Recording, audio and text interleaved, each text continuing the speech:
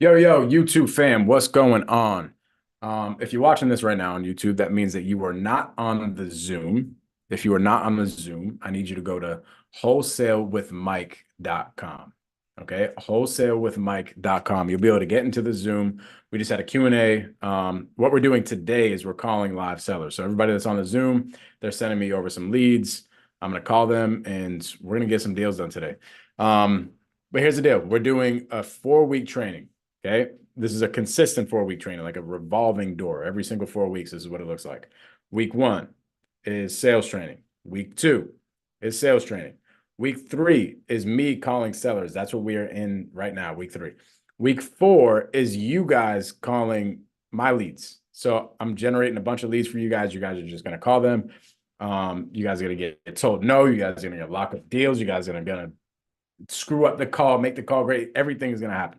So, what I need you to do is go to wholesalewithmike.com. If you want to get in these Zooms, you'll get some text messages and emails and stuff with the links to the Zooms.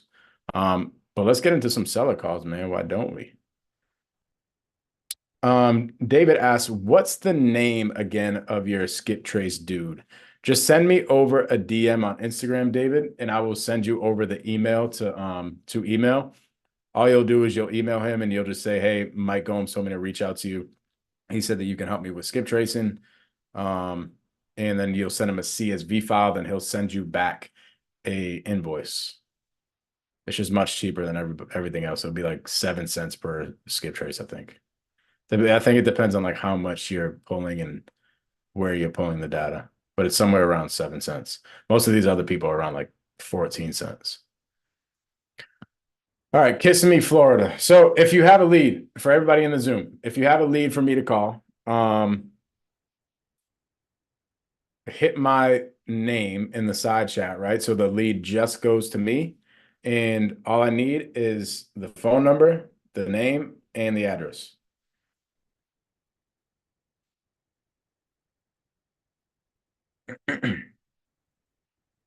All right.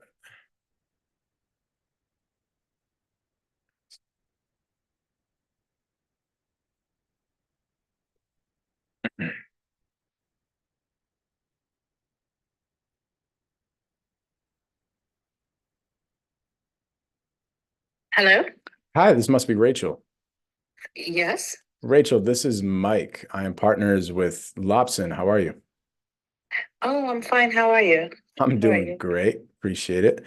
So Lobson was like, hey, Rachel has this property in Kissimmee that we were potentially looking at. And I don't know if we got anywhere with it, if we were going to potentially purchase it or whatever it is, but I'm pretty much Lobson's boring partner that figures out the deals that we're buying and stuff. So I was calling to be caught up to speed on what was going on. Currently, I'm waiting to see if I can actually keep the property myself. So I'm working with something with the bank right now. I'm not very optimistic, but I'll know for sure. Should know within a week.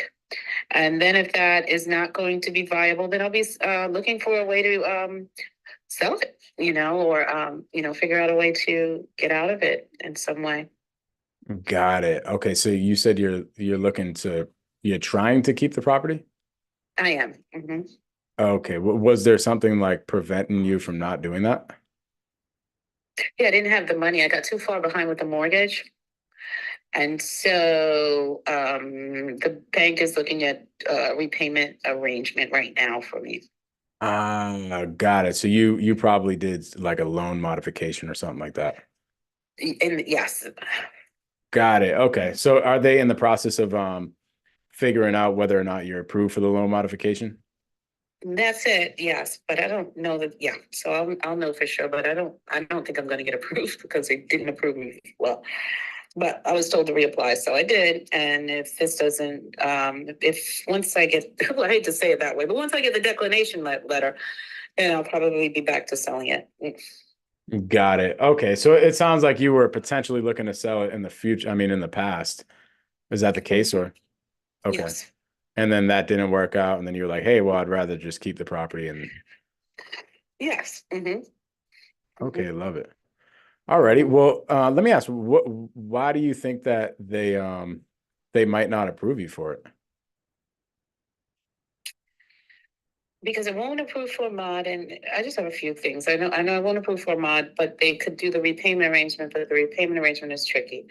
I'm behind more than $100,000.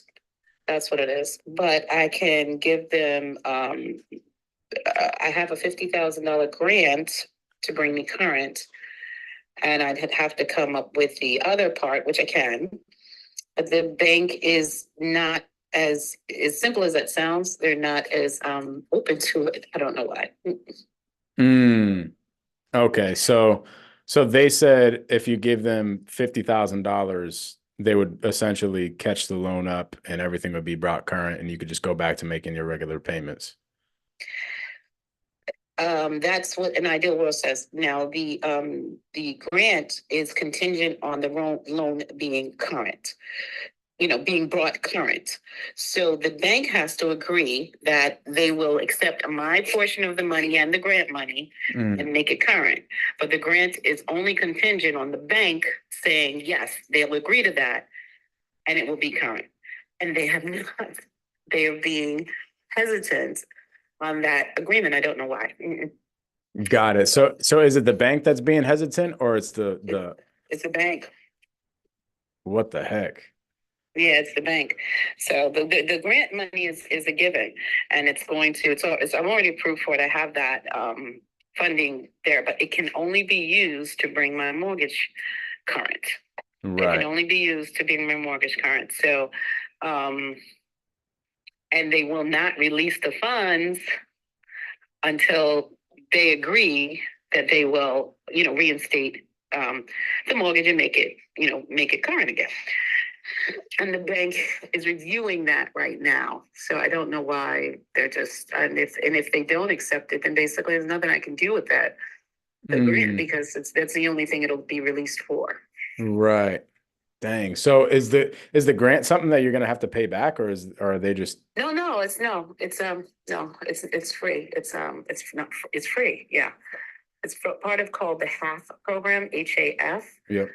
And so, yeah, it's free, but the idea is that it has to be brought current, and HAF will not release those funds. It's the housing assistant funding. Yeah. They won't release the funds because I guess in the past they got burnt by the bank, is what my counselor has told me. Mhm. And the bank has not necessarily brought it current, and they won't give the money back if they don't bring it current. Yeah. So they want the bank's agreement, and of course, my funds, of course, will be are secured. The part that I'd have to be up with to make it secured, and that is the deal. Wow, interesting. So these people at the bank that you're talking to, do you have like usually the banks will like hire a lawyer or something on their behalf for the case. Is that the case? They have the lawyer. And that The lawyer is really a figurehead for the bank because he's like whatever I put together, he still seems to have it. I don't know, but yeah. Yeah. I mean, at the end of the day, here's what I'm looking at. Like most banks don't really want to own a property, right? They would rather just use their money and, lend it out and make money on their money. That's what they're in business for. So, it's kind of strange that they don't want to accept the 50K. I don't understand why. Yeah, I don't even know why it's taken this long. So it should have just been a separate deal, but they made me reapply for a modification, which doesn't make sense to me because it's not really a modification. Maybe it is a modification, but it really isn't a modification. Yeah, no, that's what I was gonna say. But usually what? But they made me do the whole modification app all over again. Right. Like, well, what I was gonna say is, was there an auction date set on the property? no, there's no sale date. Okay, because usually the loan modification will stop that. Yeah. It'll send that. Oh yeah, no, there's been no sale date. So okay, well that's good. Yeah, and maybe that is because it's in the modification thing and stuff. I don't know, but so basically, it's just a waiting game now to find out. I mean, of course, every single day I get asked to turn over more paperwork that has already been turned over 100 times over. Right. For reasons I don't understand because it's cash. So what difference does it make? Yeah, one hundred Well, I don't percent. get the difference doesn't make. If you're gonna be whole in cash, then what, what is this? What the rest of? Anyway, I'm sorry, I'm venting now. You caught me at the end of the day. It was a long day at work, and Nah, I I'm just feel you. now I'm getting word vomit. So yeah, so that's the deal. So hopefully within. And of course, my hopefully is, of course, on the bank's time, not mine, because I have no idea what the bank's time ends up being. Mhm. But hopefully they have everything. They should, but they always do. And then they need something else. I'll know a definitive something within a week. Oh, okay. Mm-hmm, That's not bad. mm-hmm. Well, do you have anybody like helping you talk to the banks at all, or is it just you? No, I have an attorney. Okay, that's good. Because I was gonna say, what we'll do a lot of the times whenever we're helping a seller in some sort of repayment or something like that when they're dealing with the bank, we'll have one of our representatives who just works on that, talk to them, and that's like the only thing that they do. But it's definitely Oh, easier. Yeah, yeah, I definitely would have wished maybe I should have done that in the beginning, but now I feel like I'm too deep in. right. Because you probably got To do attorney it. fees and Yeah. all that stuff already. Yeah. Well, I paid my attorney fees. I don't owe them anything, but Oh, yeah, got it's it. just that I've been paying them for so long now. It's like, oh Lord, Right. goodness gracious, I've been paying them forever. But yeah, but they're up to date. But anyway, yeah, it is what it is. So in a week, give me a call back in a week. I may have a news story. Alrighty, well, hopefully everything goes well with that. They accept the $50,000 grant and you're able to stay in the property and stuff. I mean, very worst case scenario, let's just say that they don't. What were the plans after the next week or so once you figure out the verdict? I'll sell it. Hmm. Yeah, Okay. yeah, I'd sell it. Okay. And you said you were, I think you had it on the market or something like that before, right? I did. Hmm. Okay. How did that go? Um, I was going to close on it, and then the buyer backed out at the last minute. I don't know if you know about. Are you in Florida?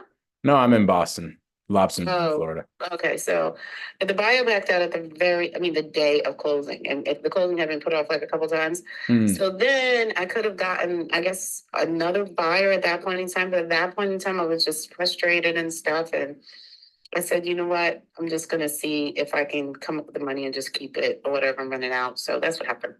But it was going to sell, and then the Okay. buyer backed out. Dang. Okay. Where were you under contract at for what price? 450. Got it. And then was that going to take care of everything owed to the bank and stuff too? Oh yeah, yeah. I mean, yeah. I mean, I'm not delusional. I'm probably not gonna be walking away with any money, but I'll walk away clean. Well, that's good. What was the like total payoff to the bank? The total payoff to my bank right now is I think it's 410. Okay. Mm-hmm. All right. So you're at a total payoff of 410. You had a buyer in there for 450. Um, and they backed out, but that 450 essentially with realtor fees and stuff would have probably just broke you You even. got it. You got it. Yeah. Okay. Yeah. Yeah. Okay, that makes sense. Well, here are my thoughts. Well, hopefully, best case scenario, you get to stay in the property. The $50,000 grant gets approved. Worst case scenario, I'm thinking with the amount of with the amount that's owed on the mortgage, if you can find a buyer around that 450 area again, obviously that's just going to wipe them out and you wipe your hands off clean. One thing that you can do instead of hiring a realtor is you could just do what we call a flat fee listing, and you could kind of just list it on the MLS yourself. That's always an option, so you don't have to pay the realtors um, Uh-huh. to stop those fees. But I mean, you could test out the market, see if you can get that 450, and then if not, maybe we can have another conversation and just plant a seed for these conversations in the near future.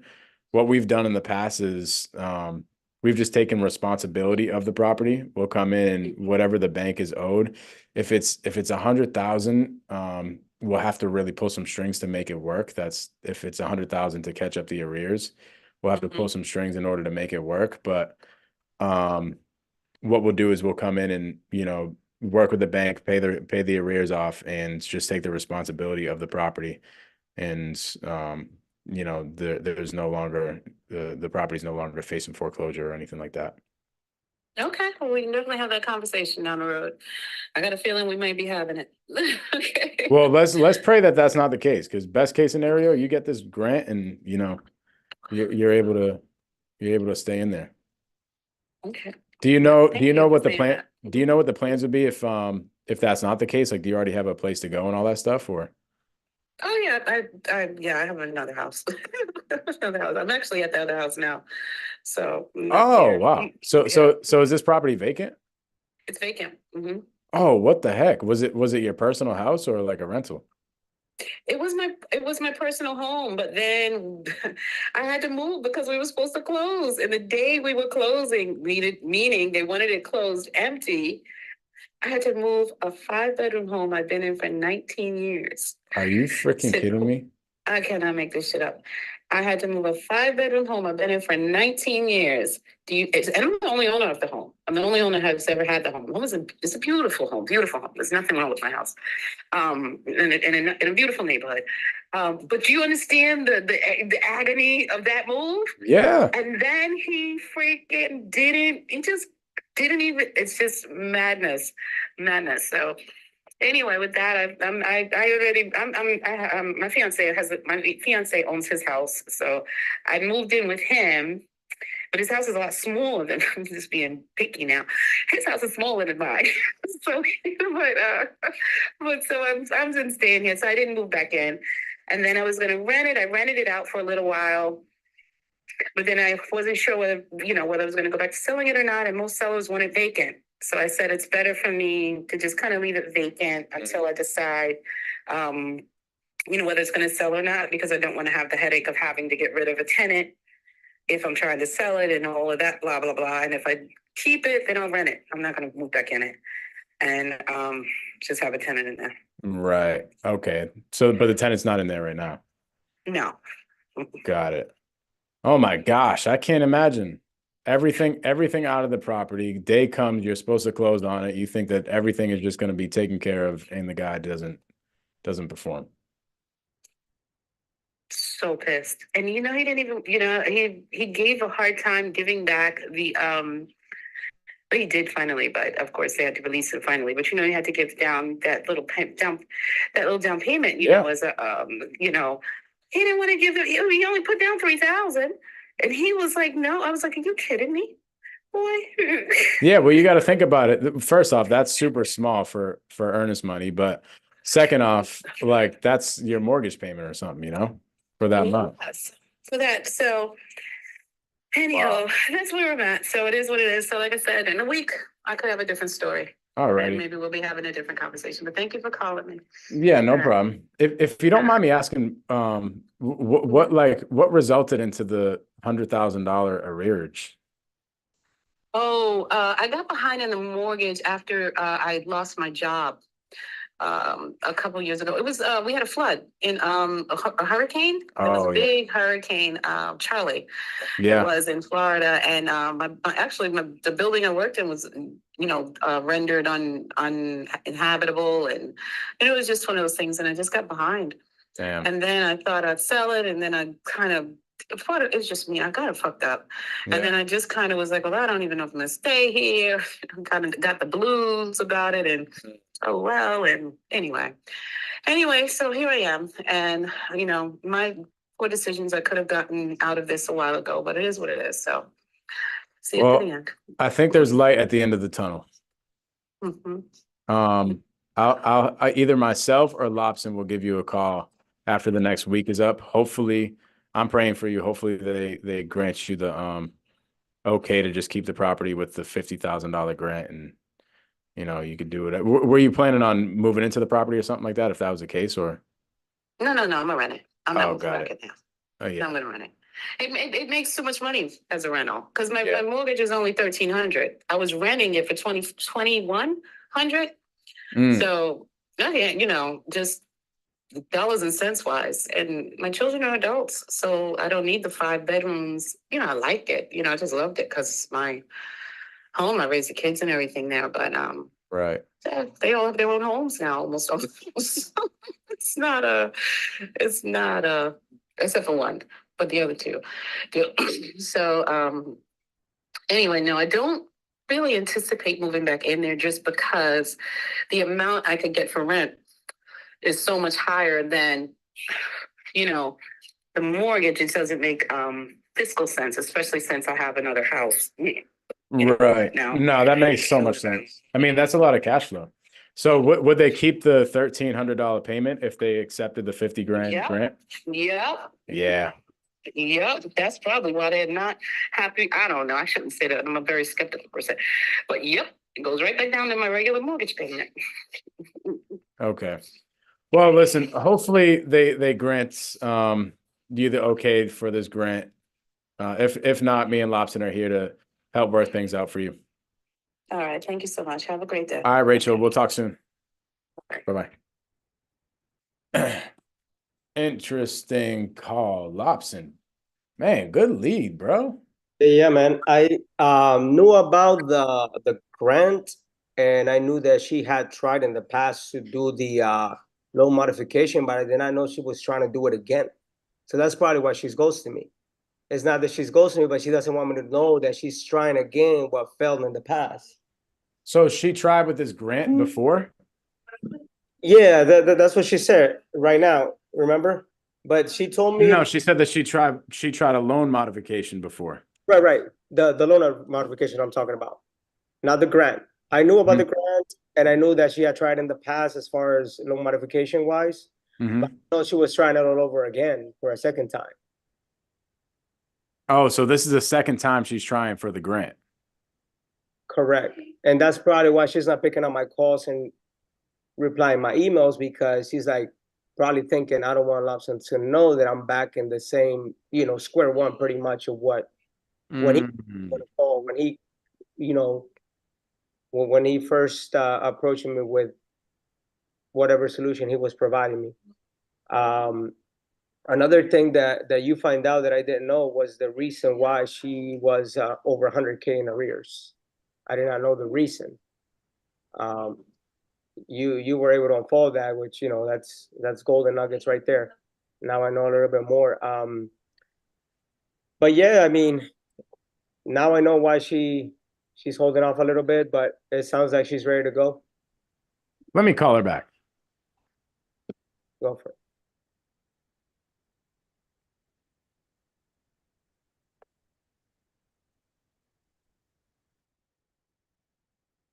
Hello? Hey, Rachel, sorry to call you back so quick. I was just thinking about something. So you said, what was it, $100,000 exactly that was in arrears? Yes, about 100,000. So what are your thoughts on, like, what do you think the bank would say if they knew that you were coming up with the other $50,000? That's what that's what they're supposed to know, because that's what I told them I could come up with it. Oh, I told them I have it. Yeah. That's the whole gap. That's yeah. I mean, I didn't have it in one account. Maybe they like to see it all together, but right. I have it. So yeah, that's the deal. Wow. Are you suggesting that you might have been able to lend me that, or how? I mean, what was that? Well, I was thinking somewhere, something where we work something out where I don't know if it would be a lending type of deal, but if we could come up with the $50,000 to make them whole along with the grant, that might be an option to stop any of the foreclosure and put the loan back in place. Now, on our end, would it look like a loan? Probably not. It would probably look like the option that we were talking about before, where we take responsibility of everything. But if they know that somebody, no matter if it's yourself or somebody giving you a loan or whatever it is giving you the money to make them whole, I don't see why they would not be okay with that. I don't see any reason why I don't know why they wouldn't be okay with that. That's where actually the position I'm in with them right now. And instead of just accepting the whole, the cash to make me whole, they've, suggested I do the whole modification application all over again, which I'm like, for what? It's cash. it doesn't Right. make sense that they're asking me to do all that. But in that case, and if you did take over the house, I'm not sure how that looks. How does that? I'm a little bit confused on that. So that would mean that you would own the house after that. Yeah, Is that like okay? it would be a few different conversations that we would have, but to keep it in simple terms, we could essentially come in, pay the arrears off, and then whatever your mortgage is right now, let's call it 1,300, along with your taxes and insurance. We'll just come in and we'll take full responsibility of it, Mhm. along with everything else that comes with the house, like repairs, maintenance, all that type of stuff. And essentially, we would be on the deed, and it would no longer Is be it your responsibility. is it the same thing as assuming the mortgage kind of thing? Kind of like that. Yeah, it's kind of like assuming the mortgage, but when you assume the mortgage, um, we have to go out and you got to do a whole entire, like, pretty much loan approval process and all that type of stuff. And the loan itself has to have verbiage in like the paperwork when you first signed off on it that the loan is assumable, and most of them aren't. Um, so that's Okay, the so deal. with you being on the deed, if the home were sold, would I receive any profits from the sale, or is that, do you guys own the home in its entirety and have everything else in it? We could potentially would have to underwrite it and would have to see exactly what we would rent it out for and all that type of stuff before I could give you like an offer, and would have to see the total amount, like exact on what we would be out of pocket if we caught up the arrears. Mhm. Um, if it was a situation where we only had to come up with the 50,000, Mm-hmm. I think that's a little bit more realistic for us to do the deal rather than the 100,000.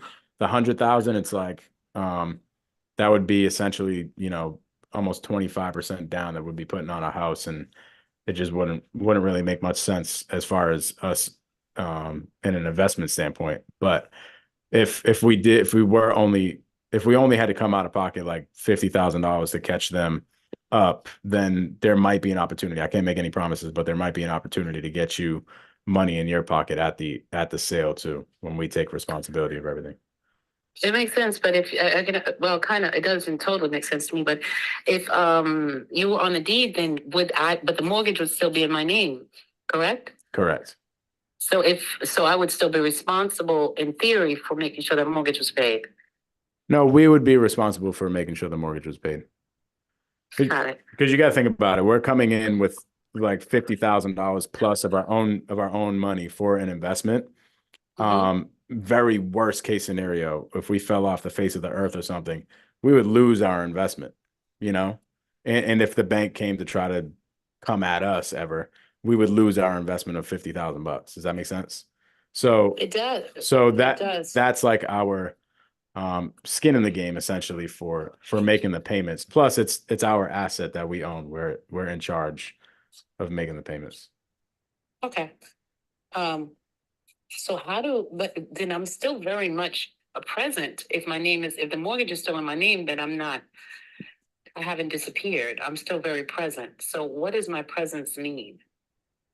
Your presence only means that your name is on the loan. Like that's literally it.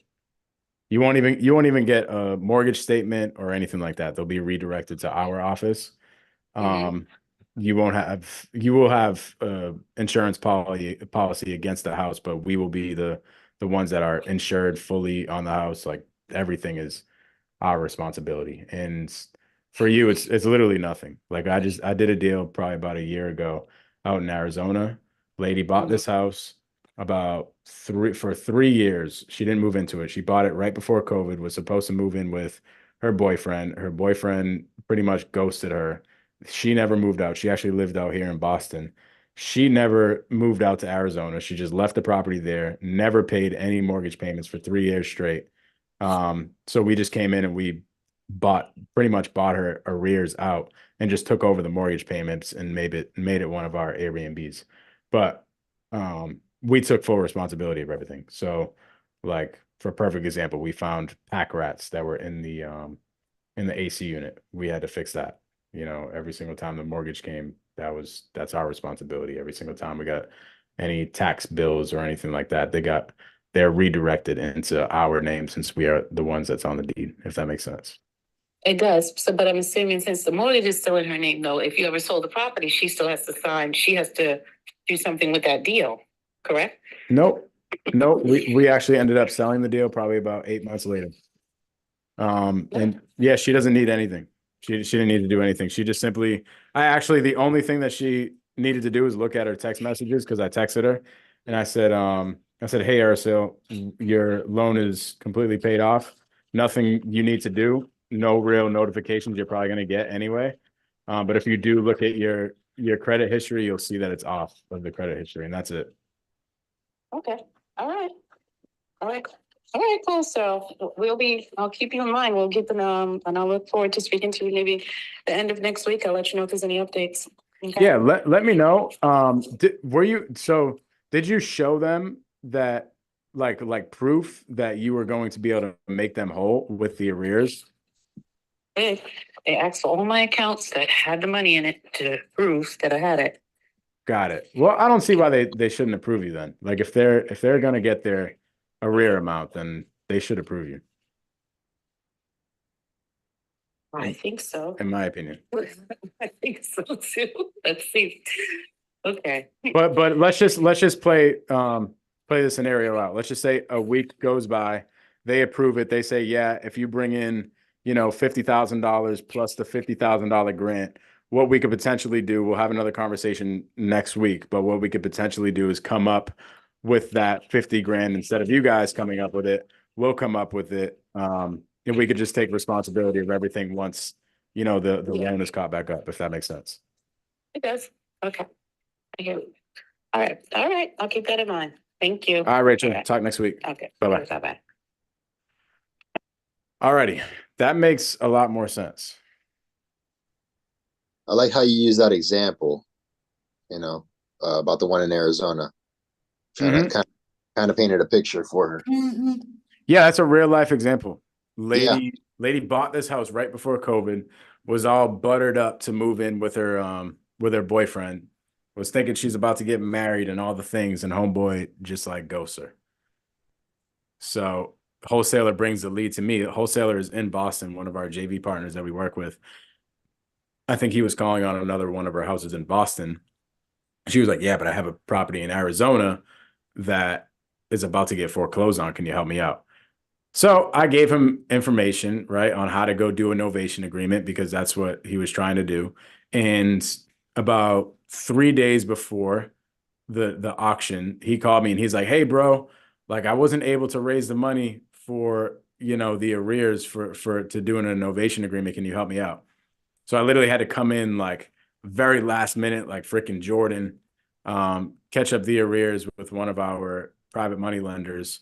We tried to sell it as a novation, right? And simply just where it was in Arizona, it was like, it was even further out than Tucson. It was like in the middle of nowhere. And the days on market are super high, right? They're like 90 plus days, but the price was really good. We got it locked up at like 300. The ARV on that thing was like 385. I think we sold it at 385. And it didn't need any work. So it was a good deal. The problem was we didn't do our research on how many days on market it took to sell a property over there. And we only had 3 months with our private money lenders. So it was like 2 months that went by, the property, we didn't have any offers in hand. And we're like, crap, we got to redirect. We got to pay off $20-something thousand to our private lenders.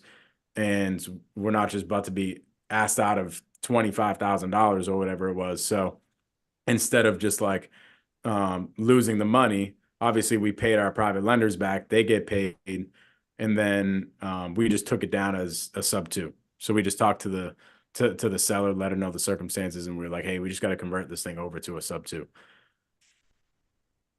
Nice. Hey, I got a question about the 50,000 that you mentioned that you can come in and utilize your grant plus the 50,000 you can come in. On a subject to transaction where we catch up the arrears plus $50,000. So here's the deal. It's not a deal at $100,000. Like if she gets denied for the grant, right? and somebody has to come in with $100,000 to catch up the arrears, it's like that doesn't make any sense. That's way too much for an entry fee, right? But if we're able to use the grant money and come in with $50,000 is a little bit better of an entry fee. We could probably find, we could definitely find a buyer for that, at least a wrap buyer, especially because the property is really nice. Yeah, and it's a good area too. Yeah. Yeah, I think would be fine at $50,000 if that was the entry fee. Now, how much money is going to go to her? I'd probably say like 2,000, 3,000 bucks, to be completely honest with you. That's why I'm not promising anything. I'm not like, notice, like on these calls, here's the thing that sucks. People get so excited about all the things that we can do for sellers in circumstances, right? So for perfect example, when it comes to creative finance, you hear everybody, we're going to get you the price that you need, plus we're going to give you a down payment, and they promise the freaking world. And then it comes down to it. And one, they just negotiated themselves out of a good deal for one. But two, a lot of the times they are promising the world and can't perform on that. You see what I mean? Which isn't cool. So I'm just like, listen, I don't know if we're going to get you any money, right? But we could potentially, instead of you guys coming up with $50,000, we could. Because think about this. Did you notice what happened? She's over here doubting everything. She's like, it's probably not going to happen and da, da, da, da, da. I didn't realize. I was under the impression, right, that the $50,000 grant was going to catch up the arrears and the bank was going to have to be okay with just $50,000. No, that wasn't the case. The bank wants the $50,000 grant plus her money. You see what I mean? Yeah. And sorry to interrupt you, but when she said that, I even went, I was like, ouch. So I don't even know if we can get you any money, but if we were able to kind of save your credit, would that help? Mm-hmm. That's when she started asking me questions on how to go about saving her credit. Yeah. It's like closing her on the idea of sub 2 is going to be the easiest thing in this whole transaction. The hardest thing in this transaction is figuring out, like getting it's kind of like a loan modification, but getting that approved. But like I said, let's think about as if you were a bank. If you're a bank, you do not want to own houses, right? You just want to lend out money. And all of a sudden you're going to foreclose on a house that's just going to give you a freaking headache. There's no equity in the deal. It's not like, by the way, banks do not, I think people get the misconception. People think that banks, we will like manipulate somebody so that they can own the house. They're like, oh no, they're not working with me because they want to own the house and walk into my equity. No, they don't. They don't want the house. Trust me. Right. And in this case, she doesn't have any equity. So the bank wants nothing to do with the house anyway. So if the bank sees that there's a guaranteed grant of $50,000 and $50,000 is coming from somebody else, then boom, why wouldn't they take it? That's going to catch up the loan and everything is going to be, everybody's going to be happy. Right now, where you saw her attitude shift a little bit. Remember on the first call, this is why I was like, oh crap, I got to call the lady back because I didn't even think of that. I was like, this is why you got to like dig and ask the right questions and figure it out. Because once I hung up that phone, I was like, wait, does she mean that the bank is going to just approve the grant and that's why, they're not going to approve it? Because obviously the bank wants the full $100,000, right? And then I started to think about it. I was like, no, the bank probably wants the full $100,000, and that's why she is not like fully excited about it.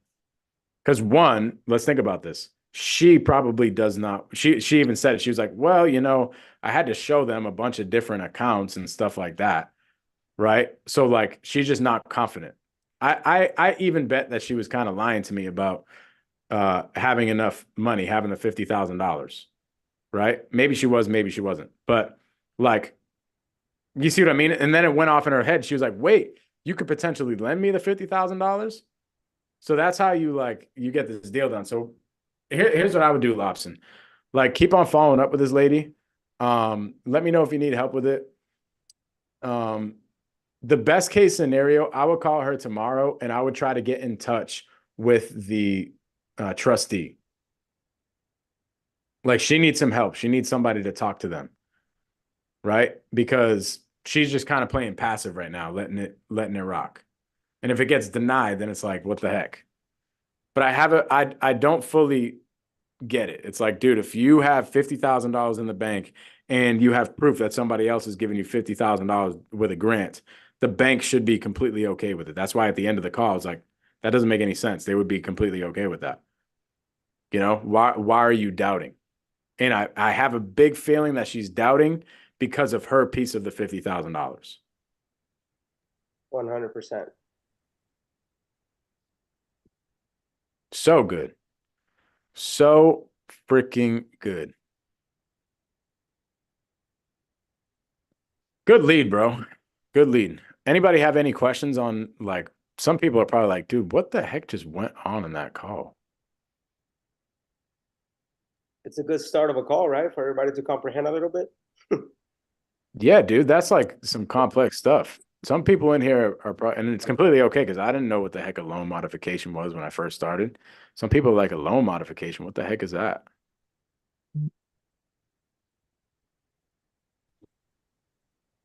Yo, yo, yo, What do we got? Ali. Where Can you you hear at, me? bro? I'm not seeing you. Oh, my apologies. I'm on my way to work. I just kind of rough right now. Usually Oh, I'm I like, got you. What's good, bro? but what's good? What's good? How can I help?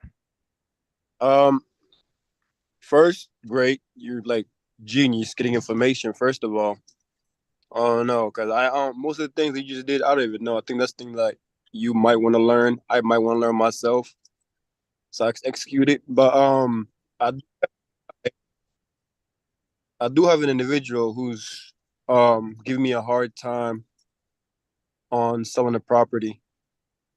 I don't know if it's and the property's not his, it's his grandfather's who just passed last year.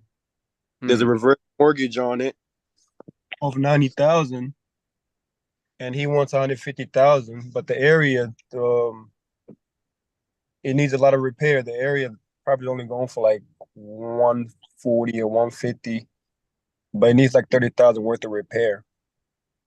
Okay. So I don't know how to go about this. He's opened it for a conversation, but I'm just stuck over there. You want me to call him? Yeah, yeah. Cool stuff, bro. I see you had sent me something in the messages, but I don't think I got the address and stuff here. Okay, let me see. Let me see. Let me see. Yeah, if you could just send me the name, the address, and the phone number, that'd be great. Let me see. Okay, yeah. Okay, Wilder.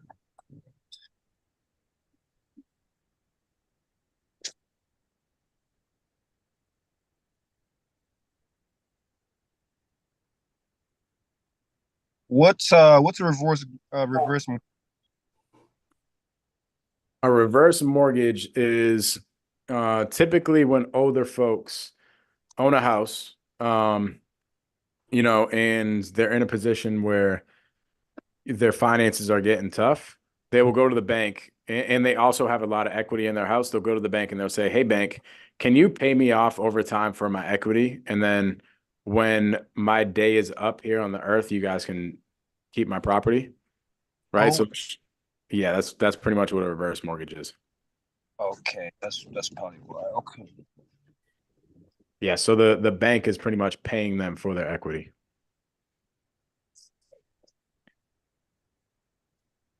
That's good. All right, love it. And then do you have the address too? Yeah. Let me see. Let me see. Let me see. Let me scroll all the way up.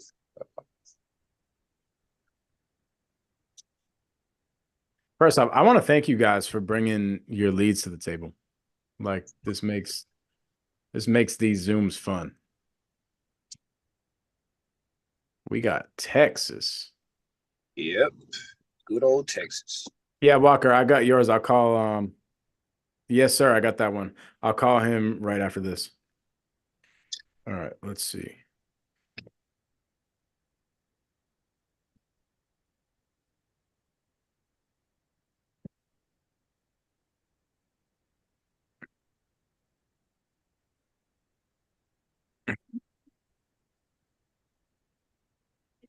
To connect your call, press 9, 2.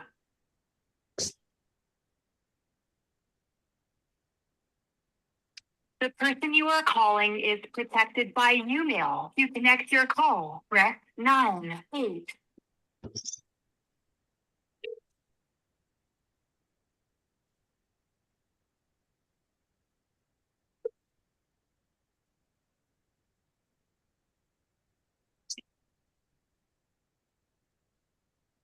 Hello.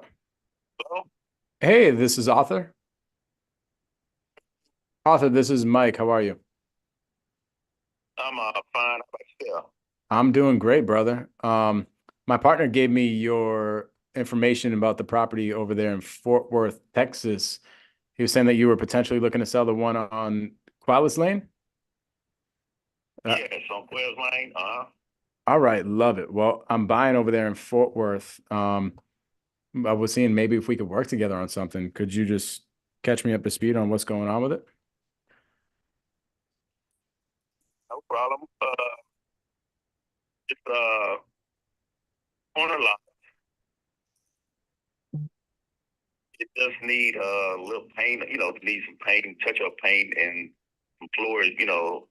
The linoleum. On the floors and stuff. Mhm. It's a 3-bedroom. It's a living room, kitchen, den area, and detached garage. A pretty nice size lot, and I'm looking to sell it for $145,000. My dad, he was my grandfather, but he did a reverse mortgage on it. So, I'm right now in the process of acquiring that loan to pay it off and get the deed and everything in my name. So, Oh, got it. So your grandfather left you the property? back years ago, he did a reverse mortgage on it. I didn't know nothing about it. I wouldn't have let him did that, but he did it. Yeah. But it's all good. It's not over 100,000. So, I got approved for the loan, and I'm just going.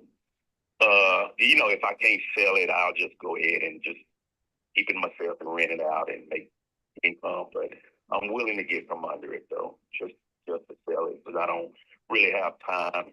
I work a lot. I'm a police officer, and I got my own house. I'm worried about it. Family home.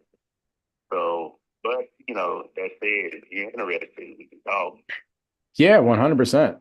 My grandmother has a reverse mortgage too, and she got it like way before I even knew anything about real estate. And now that I know about real estate, I'm like, what the heck?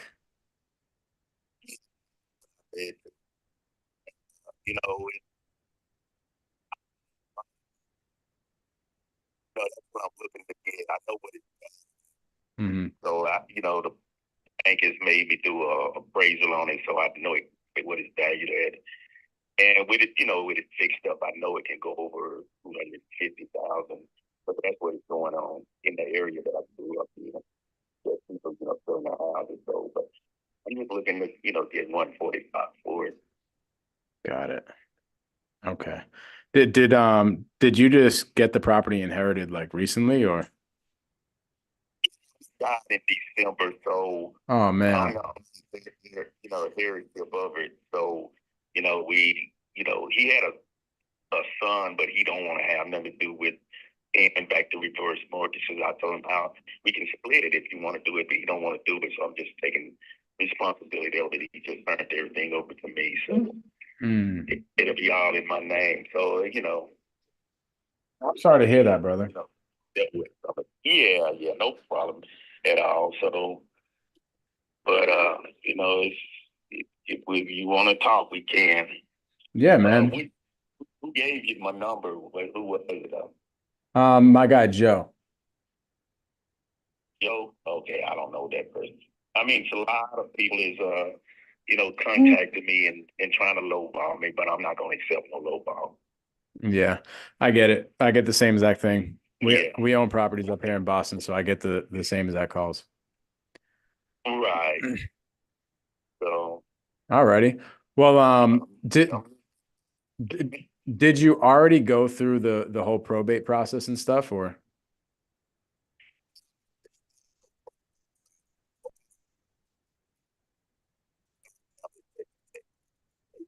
they know that's mine. You know, they know.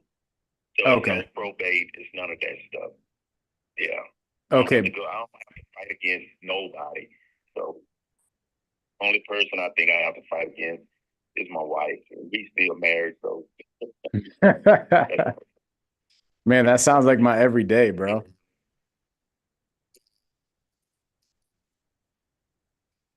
that name will be on the deed that day. Got it. Okay. So what is it going to take in order for you to get on the deed? I'll get the first mortgage. Oh, so okay. I'll get the first mortgage. That's the only thing that would get me on the deed. Right now, it belongs to the reverse mortgage place people. So once I pay that off, everything is mine. You know, I get the deed signed over to me and everything. Got it. So did they pretty much like foreclose on the house? No, it's no foreclosure on it because he just recently died. It's no foreclosure. The house is Right. paid off. He just did a reverse mortgage to get extra money. I don't know why. But technically the yeah, technically the property is still in his name, right? Like on deed. Got it. It's in his name and in my grandmother's name. Okay. Well, don't Hold on for a minute. yeah, no problem. At the UPS guy at the door. Hey, hush up. I know you're a bad dog. Hey, hold on for a minute. Okay, continue on then. Okay. I missed you yesterday. Yeah. I can't twice.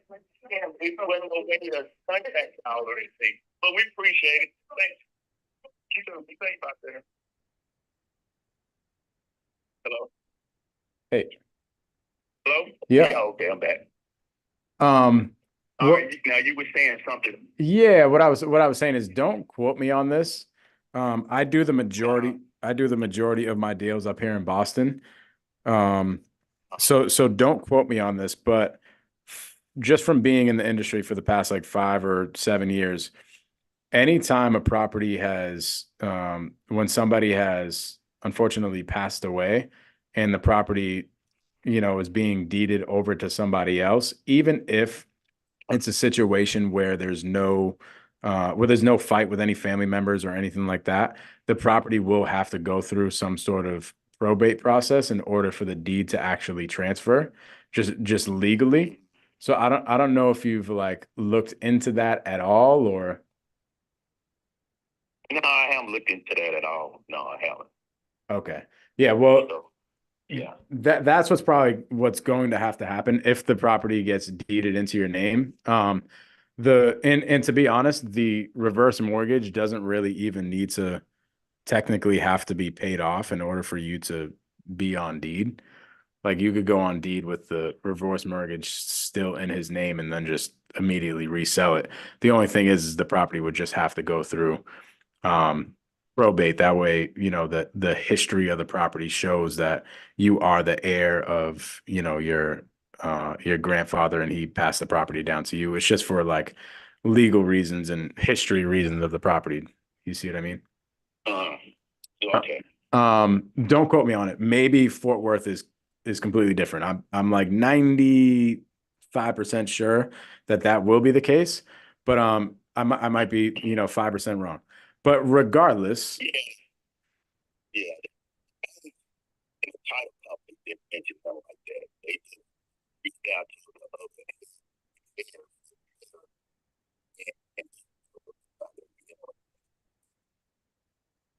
okay. Yeah, that's probably what they. Yeah, which is good. That means that there's a title company working on it, and the bank is working with the title company. So that is kind of just like it's probably a minute thing that they'll do regardless. Which makes sense. But you're saying there was a $100,000 reverse mortgage, right? That's what was left over on that mortgage. It's not quite 100,000. It's less. I say it's right at 85, mid 80s right now. he did it back in 2005, and he only got like 60 some, and over the years it accumulated, so it's still rising. Mm-hmm. Okay. All righty. Doing it week. Got it. Well, so that would mean if we were to do a deal together, typically whenever we buy a property directly from somebody, there'll be no and there are no agents involved, there'll be no like commissions or anything like that coming out of the sale. Right. And I'm not saying that this is what our offer is, but if we were to come in at 145, that would mean that you would be pretty much walking away with somewhere around the $45,000 mark. Right. Well, let me ask you, if we were to come in without you, paying any realtors or doing any work to the property, what's the best number that you could do for us? 145. Okay.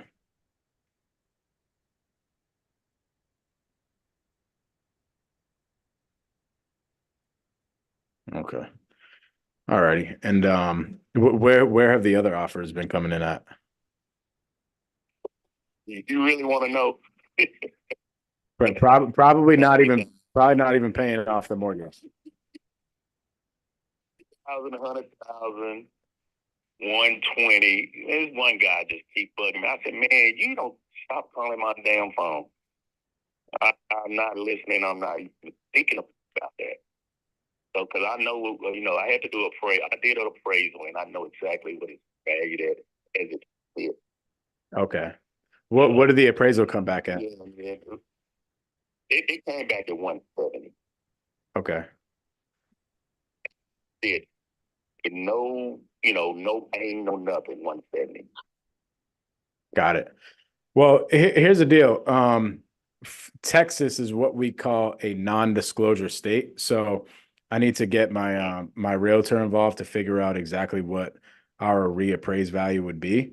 Now, what we would be doing if we bought the property would be renovating it and then just putting it right back up on the market. So in order to figure out what number I would be at, I'd have to just get the what this thing would reappraise for later on once the work is put into it. And like I said, Texas is a non-disclosure state, which means that I can't see the prices online right now without going through the realtor. So you can't. Oh, yeah. Yeah, which is round a corner, but for that area went for 250, and the house across the street went for 250 after that person died, my neighbor. So, okay. But you can just let's just, for the sake of discussion, we'll have another conversation after this for sure. But for the sake of a discussion, let's call it 250. I mean, if we were to make this thing immaculate, like brand new appliances, all new, state of the art stuff, how much money do you think we'd have to put into it?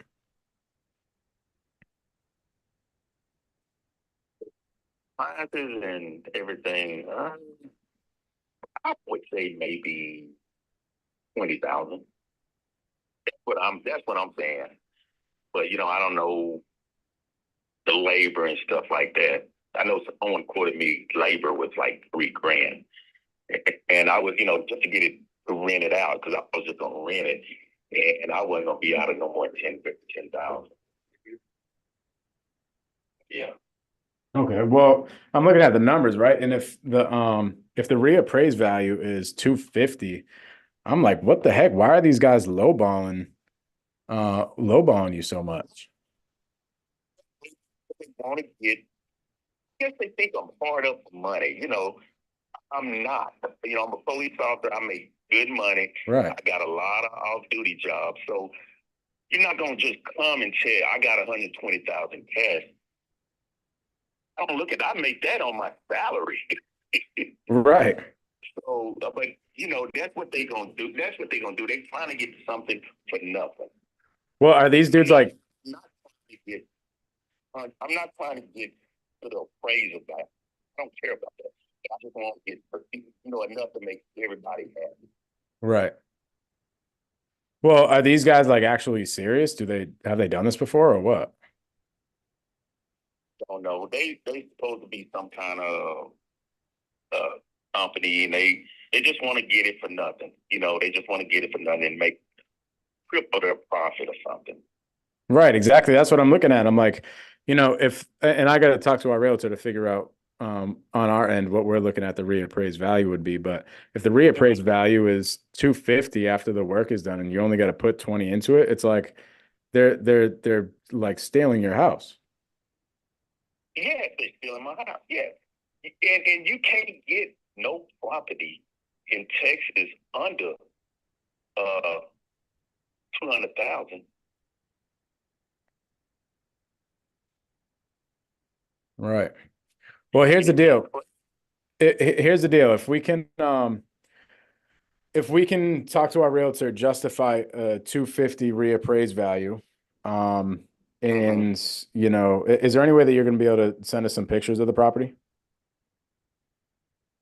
Yeah, I can send you some pictures of it. Yeah, this is my cell phone. If you could text me over some pictures of the property, we'll just get an idea of what would. It'll probably have to be. I would say probably this week. Yeah, no rush. No rush. I mean, you're not going to be selling it from now until the weekend, right? No. Well, here's the deal. Uh, If we can justify, you know, this 250 number for a reappraised value and the renovations on our end are looking to be only around $20,000, I'm just running some rough numbers and I think would be fairly close to this 145 number. I can't make any promises, you know, I got to go underwrite the team and everything. No, I understand. You got to spend money to make money. No. Don't want to be lowballed. No, I hear you, brother. You're a guy just like me. You're like, listen, I have my number. If you don't want to do it, then I'm moving on. Like I don't need you to buy the house. I don't need to sell the house actually. Like, you know. Yeah, because I know that I can get 24,000 a year for the renter. Yeah. I mean, what's preventing you from doing that? I don't have the time. Right. I mean, no, I don't have the time. I got my own family. You know, I really just don't have the time. And, you know, I know about how renters do, because I used to be a deputy constable, so I did go evict people that not paying their rent. Uh-huh. So you know how it is. Yeah. You know what? Right. Right. No. I get it. It's not fun. Don't want to go through that, but if I have to, you know, I just throw up there once a month in uniform. Well, no, I ain't even taking no less, you know. I'm with you, man. I'm with you. So if I was able to you know, justify this 250 number as far as the reappraised value, figure out if we can make 20 work for our rental budget, and I'll squeeze the number to try to get it up to that 145 number. If we can do something like this, and would probably have to help facilitate if there is any probate or whatever it is that needs to be done, we could work with the title company on that. You know. Yeah, me personally, nothing dealing with probate. I already talked to an attorney. Okay. As long as nobody's contesting anything, it's no probate. Don't have to go through probate. Okay. I know that for sure. And I deal pretty much in civil.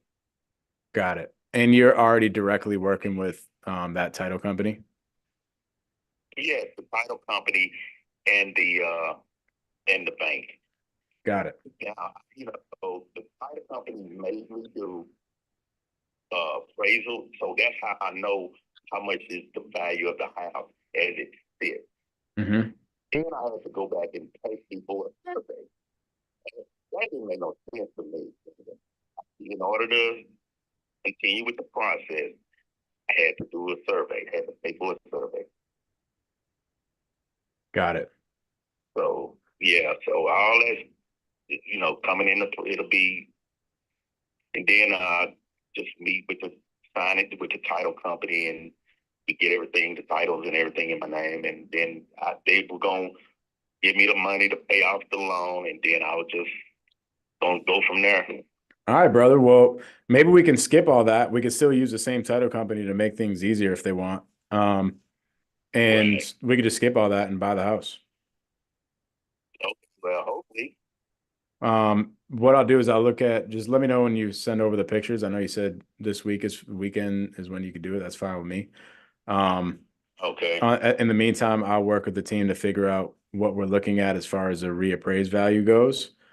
And, you Right. know, if we can justify this 250 number and maybe 20 in reno, then I can't make any promises, but we might have a deal around this 145. You know, I'm just saying too many, but it could be less than that. All right. It could be less than that. Well, let me It's ask. no foundation problem. It's a new roof. My dad, he just put a roof, ain't even been 5 months old, ain't even barely 5 months old. So Okay. Well, let me ask. I'll send you pictures. That works. Let me ask, if we were to get this thing done at 145, what's preventing us from moving forward together? What would prevent us from Yeah. bringing up? Well, let's do a deal together, brother. It would be, I'll send you pictures over, and then we can you know, we can talk. All right, cool. Like I said, I'm not gonna make any promises. I'm gonna try my absolute best to come up to that 145 number one way or another. And we'll go from there, bro. So we can have another conversation maybe once I see those pictures, maybe let's say Monday. Okay, that'll work. And we can go from there. You know, if best case scenario, we come up to the 145, we're a good fit together, and I'll send you over an agreement and we'll start working on things. All right, Dan, that'll work, sir. Alrighty.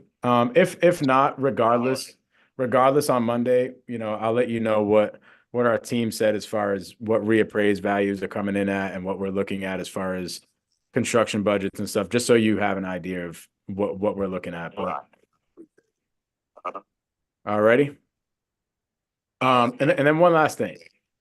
I know that there's, just like yourself, myself, I get a ton of calls, whether it's from, you know, people trying to buy my houses or just telemarketing calls.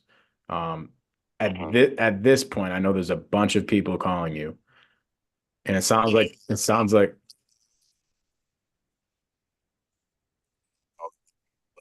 what I was doing when I took your call. well, it sounds like to me everybody calling you is all boneheads like they are calling me. So Right. are we cool with making an agreement that, you know, before we figure out where the numbers land at for us, that, you know, we're working on this thing together, or what? Right. We can work on it together, yeah. All right, brother. Well, I'm going to take your word for it. All right, man. I'm gonna lock your number in, and so I know the answer when I see it. And what's you said your name is Mike? Yes, sir. Yep, Mike. Mike, okay. This is your cell phone? Yes, sir. It's my cell phone. Okay, yeah, because it said something. I think the calls are like screened or something like that when I first called. But I can text this number, right? That screen. If you're not in my contact, you really don't ring my phone. Well, So you can leave a voicemail. well, now it makes sense because I found out that you're a cop. Yeah. I'll see how you got through. So I like it. I like it. I'll do. So I could text the 5903 number, right? Yes, sir. You can. All right, brother. Well, hey, I'll text you my name just so that you can save my contact and stuff, and I look forward to those pictures. In the meantime, Okay. I'll work with the team on getting a reappraised value, and we'll talk on Monday. That'll work. Arthur, you're the man. We'll talk. All right, brother. Uh-huh. Bye-bye. Bada bing, bada boom, baby. All right. Where's my guy at? I'm right here, Mike. Can you hear me? Any questions on that lead? on that call. Some good calls. You guys are bringing in some good leads, man. I could sit here. If you guys just sent me your leads all day, we'd all make $1 million together. We'll make $1 million a month. Just sit here and feed me leads all day and we'll just crush it. My bad, bro. I think I have my volume down. It's Hajo, right? Yeah. Cool stuff, bro. Tell me about that lead. What was That was a word of mouth lead from someone we had worked with before. They just kind of threw it at us, and we just kind of took a shot, and then that's how we ended up here. Love it, bro. Yeah. Here's the deal. Well, I was being dead serious. I couldn't run any comps and stuff like that because it is a non-disclosure state. So, are you mainly working in Fort Worth in the Texas area? Like, is that your main market that you're doing deals in, or? Yeah, we do deals in the Dallas area, Fort Worth area, Carrollton area, but mainly Texas. Yeah. Okay. Well, what I would do with a lead like this is once he sends me over the pictures and stuff like that, I'll let you know. And you have me on Instagram? Yeah, yeah. Yeah, just shoot me a DM and follow up on it. But once he sends me over the pictures and stuff like that, I will. Do I have anybody over there? Do you have a dispo team that you use out there? Nah, it's just me and I have one other guy who's like foot on the ground who just basically knocks on doors. Love it. That was about it. Well, what do you want to do with the lead? I want to move forward. I want to get this deal locked in. All right, cool. It's up to you if you want to do the follow up. If I was you, I would just go in and figure out. I can send you over the pictures once he sends them over to me. But if you wanted to do the follow up and you wanted to take it down, then I would let him know that you're my partner. Call him on Monday, figure out what the comps are, and figure out what your offer would be, and just go in. Here's where I was going with it. If 250 really is ARV, which I don't know if that is or not. I would be completely honest with you. I just don't know the numbers out that way. Right. I was just trying to put ourselves in the best position to be the one that gets the deal, right? And that's why I planted the seed for later on once we talk about numbers and stuff. And I'll just be straight up honest with them. Like, hey, here are the numbers. Because to be honest, if the property needs 250,000, I mean, if the property is ARV is 250 and it only needs 20 grand worth of work, like, dude, you got a good like $20,000-$30,000 to work with. As far as negotiation goes, like you can come up all the way to like 160, 170 if those are the real numbers. That's But just the thing. But as we know, sellers either don't know what the heck they're talking about or they're lying. So I'm gonna call it probably, if everybody's offering 90 grand, I'm gonna call it's probably like a 190 ARV with, I would say, like 50 grand in reno. Right. That's where I would assume numbers to come at. And if that is the case, what I would do on the next call is just get him to understand where we were coming from a cash offer. And my next thing was going into a novation agreement. Okay. Right. But I always just figure out where we have to be at on a cash offer, collect the numbers with him, get ARVs, get get rehab budgets, get the actual offer presented to him, let him know why our offer is the way that it is. When he tells us no to the offer, you can negotiate, try to, meet somewhere in the middle. If not, if you guys can't land on a price, I always pitch novation, which could be a potential opportunity here. Okay. I think the number he's throwing at us for the 250 is 3.2, but his property is a 3.1. That's not bad. Then still, it's if ARV still is even 225, it's still a deal. Right. Yeah. That's what it was. I believe so. Yeah. Okay. Yeah. So yeah, bro. Let me know if you want my help on it too. Let me know. It's completely up to you. Yeah, I got your Instagram or DM you. Okay. Do you want me to do the follow up, or do you want me to send the pictures over to you? Just send the pictures over. I think I got a few pictures when I went over there myself. But Oh, we you could went have. there personally. Yeah, I went there personally. We had a conversation, everything. Oh, cool. So did you guys give him an offer? No, not really. No, What the heck, bro? Why not? it was just yesterday. I went over there. Oh, Did walk through yesterday. So today I was like, okay, Mike's going. I'm throwing at Mike. So I love it. just wanted to, yeah. What do you think it needs for work? Someone gave me an offer for 130. Oh, somebody like a cash buyer already gave you an Yeah, offer for 130? yeah. Cash buyer came in. They said they need about 30 grand worth of work. I'll only offer you about 130. I said, Oh, well, yeah. okay. Um, what did they think ARV was?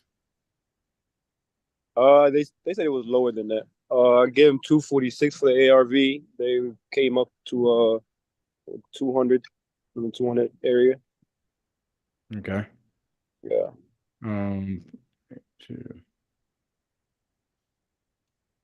I mean, bro, this is a deal for a novation agreement around his asking price. If those Okay. are the numbers, like if ARV is somewhere around like the low 200s and it needs 20 to 30 and work to get it there, then it's a pretty good novation agreement. So that's what I would do, bro. I would go ahead and I would present an offer, let him know where you're at as far as, comps go, all that type of stuff. Here's how I like to give my offers. I like to preface it and kind of cushion it with where we are getting our numbers from. As I just planted the seed for at the end of the call, I said, hey, so, at the end of the day, if we're close to the number or not, I'll give you a call on Monday and I'll just break down the numbers and show you, what we are seeing in the market and what we're thinking the rehab budget's going to be and all that type of stuff. And that's kind of how I preface the offer before I give it to him. And then you go ahead and present the number to him. He tells you no, you go back and forth negotiating. Hopefully you land on a number that makes sense for you. If you don't, I think this with the numbers that you're giving me, if those are the correct numbers, then at 145, it is an novation agreement. So Okay. And he know me by the name Ali, not Joe. That's probably oh, why he's going. Yeah. my bad, bro. No, you're good. You're good. This is my old Zoom account, so that's probably why. Oh, got it. Well, Yeah. that's the thing, bro. This is why we got to put our names on the Zoom. Yeah, that's But yeah, probably bro, why. good stuff. All right. Yo, Mike. Yep. So this novation stuff, I've never really dived into it. I know I Bro, have you probably guys should be crushing novations. You and your partner. dude, there's so many leads that I think I could offer novation. I've just never done it or how to go about offering the novation. Well, let's talk about it. This is literally what I would do on this deal. This is how I get all my freaking novations. Okay. I don't like doing novation agreements where we have to put a lot of work into it. So this is like the perfect deal. This is probably the most work that I would put into a novation agreement if it just needs, cosmetics. But whenever somebody is, like, usually I'll say somewhere around 80% of ARV. That's where their asking price is, like 70 to 80.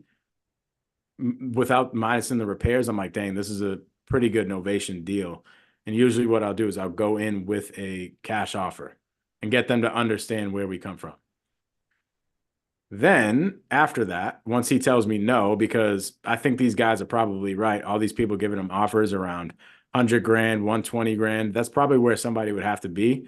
Somebody gave Ali an offer of 130. It's probably where a cash buyer would be. 145 probably doesn't work, but it works as a novation agreement. So anybody that's listening right now that's like, what the heck is a novation agreement? A novation agreement is essentially fix and flipping a property without ever buying it, right? So we would agree in this situation with the guy author at 145. We would say that we would facilitate everything for him. He wouldn't have to touch anything. He wouldn't have to fix anything. He wouldn't have to talk to a realtor. It's essentially our white glove service. And we'll come in with our crew, would facilitate everything. At the end of it, it would probably take about 3 months. You would get your 145. And I just get him kind of like fixated on that. right? I don't go into the whole entire intricate details and we're going to bring our contractors in and we're doing this and we're doing that. And this is exactly how we're going to have to do it and all that stuff. I just get him to understand that he is about to, that he's about to get his price without having to do anything. That's the goal. So how does it work if they live in the property if they want to actually go fix it up? Are you actually fixing it up? Like 70 to 85% of the time, no. So how do you go about it then? You bring a buyer that's going to fix it up at the price? Nope. I just did one in Connecticut.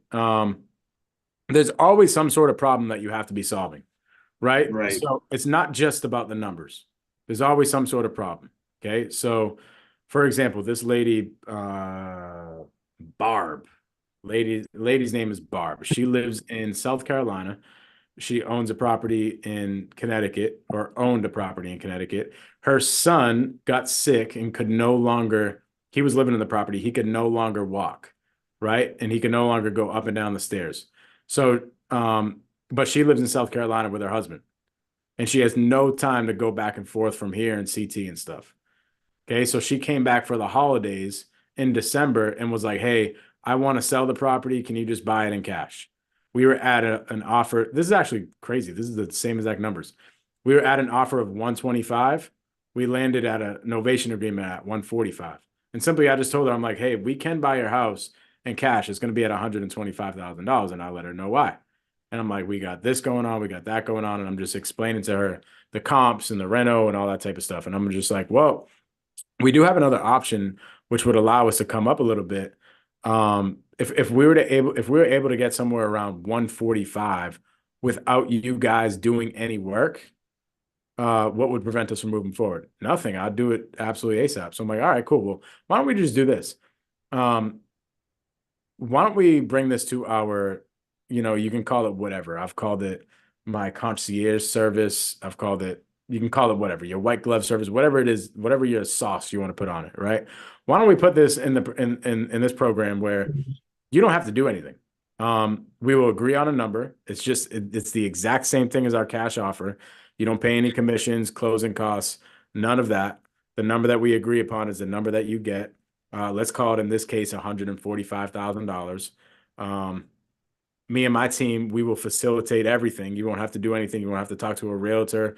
You don't have to fix any of the property. You won't do anything. And at the end of about 3 months of, our program moving forward with us facilitating everything, you'll get your 145. And I get them to agree to that. And then as they're agreeing to it, now questions start coming up. And that's where these, objections start coming up. Well, what are you guys doing with the property? And da, da, da, da, da. And I'm just letting them know, yeah, simply we are just facilitating everything for you guys. We might come in there and clean the property up. We might call it a trash removal company and take all the trash out. We might, change the kitchens, baths, do whatever. To be honest, it's nothing that, you really need to worry about. It's all on our end. It's our cost. We're spending any money that, any of our money that needs to be spent, and any of our time that needs to be spent, we're spending it. So you just don't really have to do anything. It's the same thing as our cash offer. You just don't have to, instead of getting your check in the next 21 days, you get it in about 3 months. And usually they're okay with that. So in their situation, they were down in South Carolina, they didn't have time to do anything, right? They didn't have time for showings. They didn't have time to clean the property up. They didn't have time for all this. So they're like, yeah, just, I'm down. And Makes that sense? novation agreement. Yeah, I mean, a little bit. And that novation agreement allows you to essentially list it on the market. I take it to get the highest price. Yep. That's where it is right there. So how do you go about it that way? Like what do they say? Like, well, why don't I just go list it? Because of the commissions and all that stuff. No, you can. I tell them to. Like, why don't you just listen it? I don't want to. I live in South Carolina. I have absolutely no desire to talk to an agent. I just want this thing taken care of. And then all the novations, you essentially just go list it on the MLS, like flat fee. Lobson, appreciate Without it. Good stuff today. Let me know how that deal works out. I got you. Yeah, dude. So yeah, you don't have to put it this way, bro. It's your certainty that closes that deal. that make Yeah. sense? Of course, yeah. Like it's the certainty that you're just gonna solve their problem and relieve their problem. At the end of the day, I'm telling them that they should just be going to list their property with a realtor, because that's what they can do if they want. But in this lady's situation, she didn't want to clean the property out. She didn't want to do anything. She's just like, listen, I want to come up for the holidays. I want to check the property out one more time. I want to go back to South Carolina, and I never want to think about the property again. Right. You see what I mean? I did another one before where it was the same deal. Guy was moving down to Florida, and he was leaving in 3 weeks. He had his brother in the property who needed about $5,000 to go to his next property. We gave the brother $5,000. I told the guy, I'm like, listen, I can't buy the house for $300,000. You should probably just list the property. He's like, no, I want absolutely nothing to do with it. Can you just handle it, bro? Like, he's like, I trust you. Just handle it. If you can get me my $300,000, I don't care. Just handle it. You see what I mean? But it was me in the certainty that he had in me that I could get him the $300,000. I said, yeah, I can get you $300,000. By the way, you have to be okay with me. I got you, Carson. You have to be okay with me making money. Are you okay with that? So all these questions are being had up front, you know, and all these things Right. are being brought to the surface in the beginning. And then Got you. what you can do, Keegan, go in the have you gotten access to the new modules and stuff yet in Blueprint 2.0? I don't know. I'll let you answer Carson's questions, but I'll check on that right now. Yeah, Isaac's reaching out to everybody in Blueprint 2.0, and he's getting everybody access. So be on your lookout for emails and text messages and stuff like that. But you'll have access to the new Blueprint 2.0 modules. But there's a novation agreement training in there. So Love it's that. probably like an hour long. It's going to teach you all the paperwork, how to go about it, all the stuff. Just go in there and you'll see it. There's just too much money on the table leaving these offers or these people that need their problems solved for sure. I guarantee, bro, you have at least $100,000 in your CRM worth of novation. For sure. For sure. Absolutely. Carson, what up, my guy? Yeah, so with these innovations, are you still, when you listed, are you still going after cash buyers but just looking on the market, or can you now go after retail buyers as well? If you were going after cash buyers, which you can be, you would simply just assign the deal, right? Because the agreement that we have in place, like the P&S that we originally get with the seller, allows us to do a novation agreement, and it allows us to assign it, right? So if a cash buyer comes in, we just simply assign it. The reason why you do a novation agreement is so that you can get around the lenders, like the retail lenders. Okay. The retail lenders, like, you know, Chase Bank and all these people giving out mortgages, they have stuff in their agreements that say that their client cannot buy a house that is assigned. Like, they can't buy a contract that's assigned. Does that make sense? Yeah, so the paperwork allows you to kind of get around that and sell to a retail buyer. Yep. And then, so like all the paperwork that comes with doing an on-market deal, is that something that like the real estate agents you hire cover, or is there more paperwork Yeah, involved?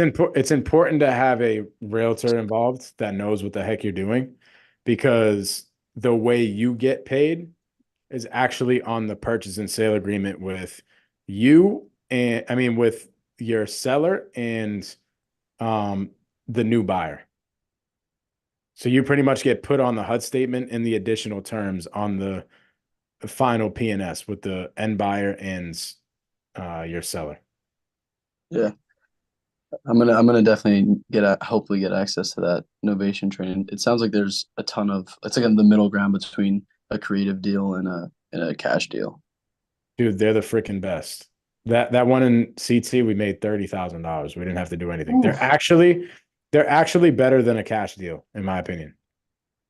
Because you just let the realtor, your realtor is the dispo, right? And your MLS is a dispo. You don't have to worry about anything. It's literally better than a cash deal.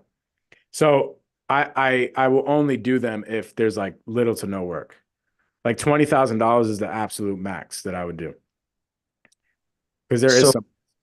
I was gonna say for someone who's like more in the beginning stage of the obviously it's probably not the best for super beginners, but like someone who doesn't really have the 20 grand to put in, I guess you could get into some lending stuff. But overall, is it easy? Like, is it possible to do novations where you just basically do like a trash out or just don't do any work to it and still list it and make a profit? That one in CT, I didn't spend $1. Legit, not $1. The only thing that happened, right? We listed it on the market. They had a home inspection that came in. The home inspection said that we had that the seller had to replace the hot water heater. It was $1,700. I called up a plumber in the area and I said, "Hey, I'm under contract with a property at da da da da da. Can you do the hot water heater? We close in 1 week. Are you okay with being paid out at close?" And he said, "Cool." So I literally had $0 out of pocket. I just used the proceeds from that deal to pay him his $1,700. That's awesome. So yeah, you don't need any money, bro. And then even if you did, even if you do need like $20,000 or whatever for a trash out, just link up with somebody that has the money and you guys just partner on the deal. My first novation agreement that I ever did, I had no idea what to do. But I knew that it was a novation agreement with the numbers and the situation and all that. And I knew some dude in my area that did probably about 5 of them already. And I had simply just partnered up with him. So he showed me everything. Like he showed me all the paperwork. He showed me how to do everything. And from that one deal, I now know how to do a novation agreement like the back of my hand, and I don't need anybody's help. That sounds awesome. Maybe partner on something then soon in mass. Yeah, let's go, bro. When you're out here knocking doors, actually, pre-foreclosures are a great opportunity for innovations.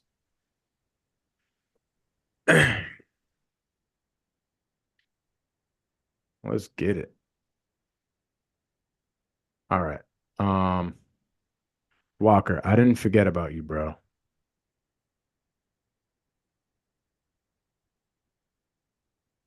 Where is your lead up here? I'm gonna call Walker's lead and I'm gonna call it a night.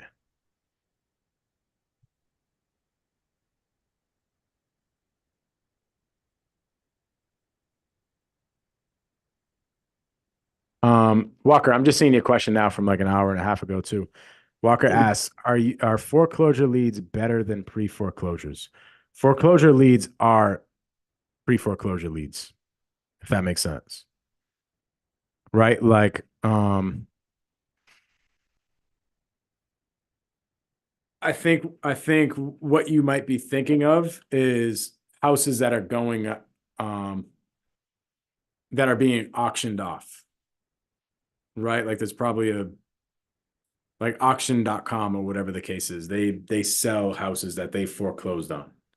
Right? There's a difference between that and a pre-foreclosure lead. But once a lead is foreclosed on, like once a homeowner gets foreclosed on, they now do not own the house, and the bank is going to put that house up for auction. And now everybody in the city has an opportunity to bid up that house. Right? You are no longer the seller has no longer has a say. Right? Pre-foreclosure means that you caught them before they got foreclosed on, before the bank took over the deed.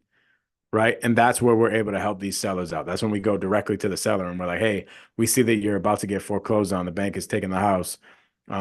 We can help you out in some sort of way." But a foreclosure, like if somebody gets foreclosed on, that means it's a done deal. There are states where they have like redemptions and all that type of stuff where I think Florida, you have like 15 days or something to redeem the property back. But good question. All right, where are we at? Attleboro, let's go.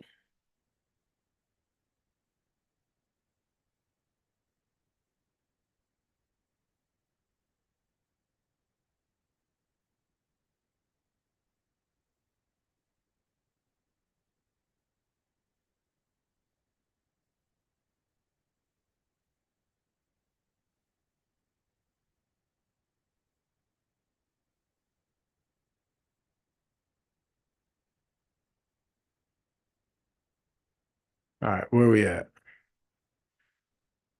We got Kevin. Kevin out in Attleboro. Oh, wait. 272.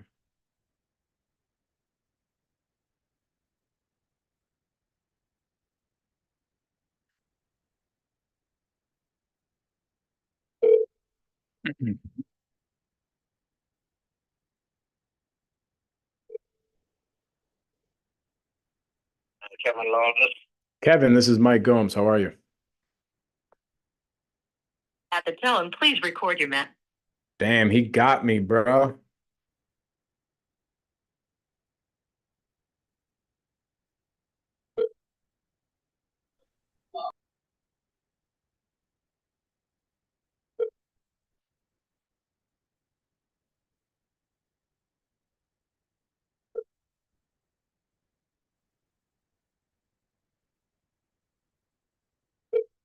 Yes. Kevin, how are you? This is Mike. Who is this? This is Mike. You spoke with my partner Walker about your property on Merritt Place in Attleboro. Yeah, what about it? You were looking to sell that property? It's sold. It's gone. Oh, you already sold it? Yeah. 5 Wow. months ago. There you go. Congrats. So you already like transferred the deed and all that type of stuff? Yeah, it's all done. It's all gone. I don't own it no more. Good stuff, brother. Do you happen to have any other properties that you would potentially sell? Not yet, but call me in a couple of months. Okay, cool. What are you looking at in a couple months? Well, there may be other properties. I have more for sale. Love it. Okay. How many properties do you have? It doesn't matter. You don't need to know that. You just call. I just told you, call me in a couple of months and you might have, I might give you advice. Alrighty, sounds like a plan. We'll talk to you in a couple months. All right, good man. Yeah. All right, brother.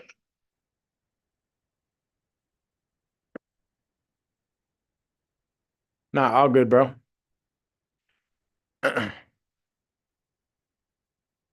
iPhone says, hate those type of voicemails. Those are the worst. People that are like, hey, hey, hey. I'm like, yo.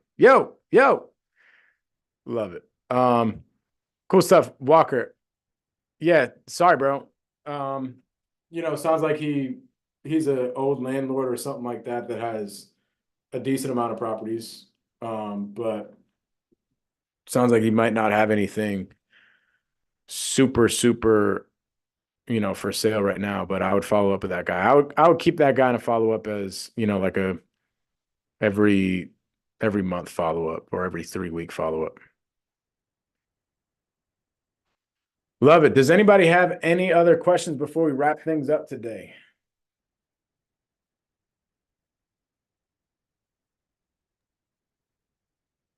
Carson says, this is also from Walker. He sent it to me by accident. All right, never mind. We're going to call one more seller.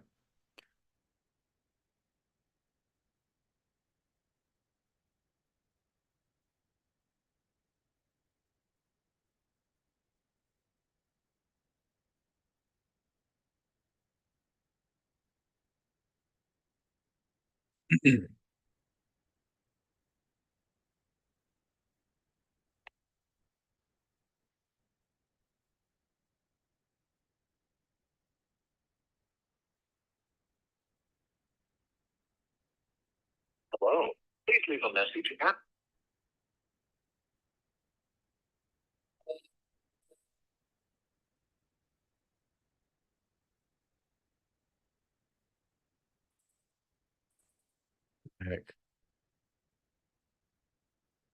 They must have an old school phone. That means somebody like, the old school phones where you take the phone off the hook.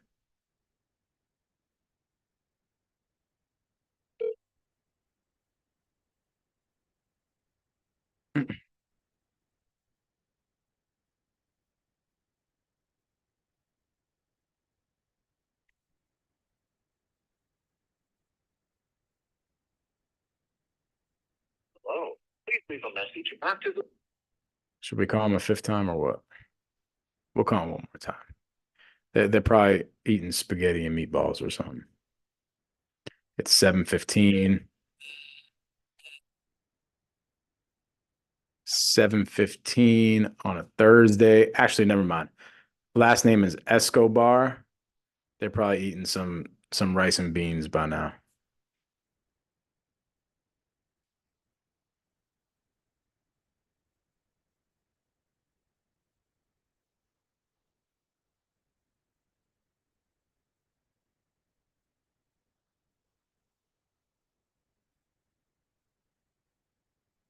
Hello.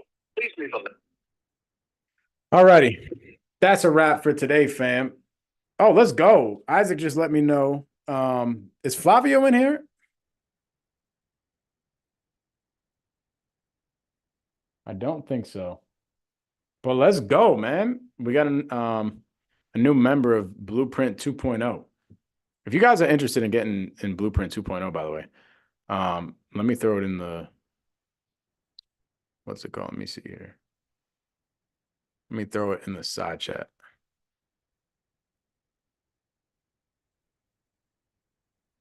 There is no reason why you guys should not be getting in Blueprint 2.0. Like, I'm not even here to like sell it on you or anything like that. It's $97 a month. It's literally the same exact price as your gym membership that you have that you probably do not use. Okay. Like there's absolutely no reason for you to be in there. We're in there every single day, 9 a.m. doing role plays. We got the modules in there, and the 8-step sales process is freaking bananas. We got, Blueprint only calls during the week. It's all the things. There's absolutely no reason why you guys should not be signing up. So I just put it in the link.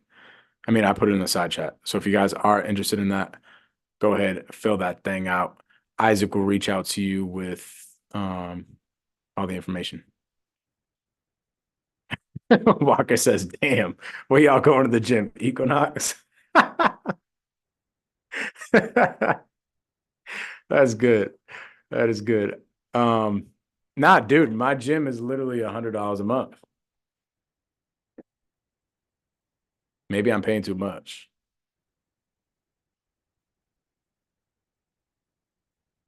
And it's not the Equinox, but I will go to the Equinox. There's a Lifetime Fitness. I think that's what it's called. Lifetime is something that's super expensive. It's like 200 or 250 or something like that. Yeah, Boston prices are crazy. Carson says $8 for some milk. 100%. Love it. All right, gang. I freaking love you guys. Thank you for coming out again on another Thursday. I want you guys all here again. If you are still watching on YouTube, by the way, get the heck into wholesalewithmike.com so that you can get on these live calls, and I can call your sellers and we can all hang out. Everybody that is on the Zoom, make sure you're here next week because you guys will be calling sellers. I literally have thousands of leads to give you guys to call. Wherever the call goes, you can take it. If it ends up resulting into a closed deal at some point, like I'm going to help you with the lead itself. I'm going to help you push the ball forward, and we'll partner up on the deal. So I'm literally going to be feeding you guys these leads. Appreciate y'all tremendously. I will catch y'all next week. Peace.